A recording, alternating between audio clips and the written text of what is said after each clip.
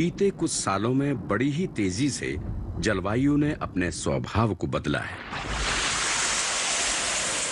आंधी, तूफान, भयंकर बारिश, तमतमाती गर्मी धरा पर मौजूद हर जीव की मानो परीक्षा ले रही हो।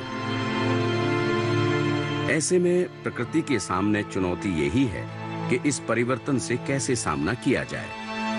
जो कमजोर है उसका अंत हो रहा है और जो बलवान है वो बचा हुआ है, फिर चाहे वो इंसान हो, जीव जंतु हो या पौधे। इस खेत में लहलहाती गेहूं की फसल का हर पौधा मजबूत है, इतना मजबूत कि परिवर्तित जलवायु का कोई भी प्रहार सह सकता है। आंधी आ जाए, तूफान आ जाए, ओले गिर जाएं, लेकिन दावा है कि ये फसल नहीं गिरेगी, अपने अन्नदाता को निराश नहीं करेगी।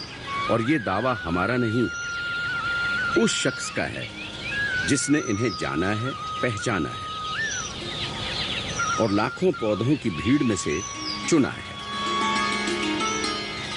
बीते 20 सालों से ये शख्स खड़ी फसल में ऐसे ही मजबूत पौधों को चुनता है जिनमें हर चुनौती से लड़ने की ताकत है।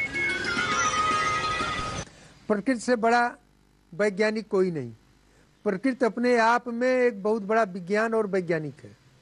समयानुसार प्रकृति परिवर्तनशील है और जब जलवायु परिवर्तन होता है तो जलवायु परिवर्तन के अनुकूल हमारी प्रकृति की व्यवस्था अपने आप बन जाती है और उसी व्यवस्था में ही प्राकृतिक तरीके से बीज का उत्पादन होता है। इस तरह के उत्पादन किए हुए बीज का सिलेक्शन करके जो भी बीज बनाए जाएंगे वह जलवायु की घटती बढ़ती तापमान को सहने की क्षमता वाली प्रजाति बन जाएगी। आज वर्तमान समय में 3-4 वर्षों से पूरे भारत देश के सभी स्टेट में फरवरी के लास्ट से लेकर के मध्य अप्रैल तक तेज हवा, आंधी, तूफान, बेमौसम का बरसात, ओलावृष्टियां हो रही हैं, जिससे पूरे देश के किसानों का फसल नुकसान हो रहा है। पौधे गिर जा रहे हैं, सड़ जा रहे हैं, उत्पादन नहीं आ रही है, किसानों का लागत पूंजी डूब जा रहा है। तो इस जलवायु परिवर्तन को झेलने की क्षमता रखने वाली पौधों को विकसित करने की ज़रूरत है, जो इस बेमौसम के बरसात, तेज हवा, ओलावृष्टि को सहने की क्षमता वाली प्रजातियां होंगी। अब उसी से उत्पादन होगा, अन्यथा जो है देश की उत्पादन खत्म हो जाएगी।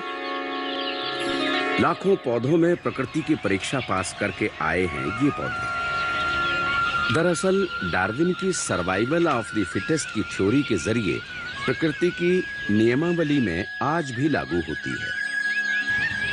जीवन को जीने के लिए हर कोई संघर्ष करता है और जो इस संघर्ष में लड़कर आगे बढ़ता है वही जिंदा रह पाता है।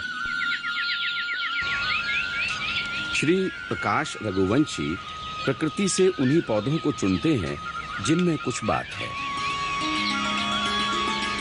रघुवंशी के चुने हुए पौधों में कुछ ना कुछ ऐसी खासियत होती है जो सैकड़ों हजारों में अलग पहचाने जाते हैं।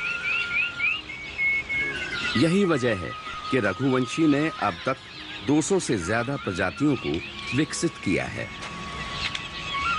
श्री प्रकाश रघुवंशी वाराणसी के एक साधारण किसान हैं, लेकिन जिस उद्देश्य को लेकर रघुवंशी आगे बढ़ रहे हैं वो उन्हें महानायक बनाता है।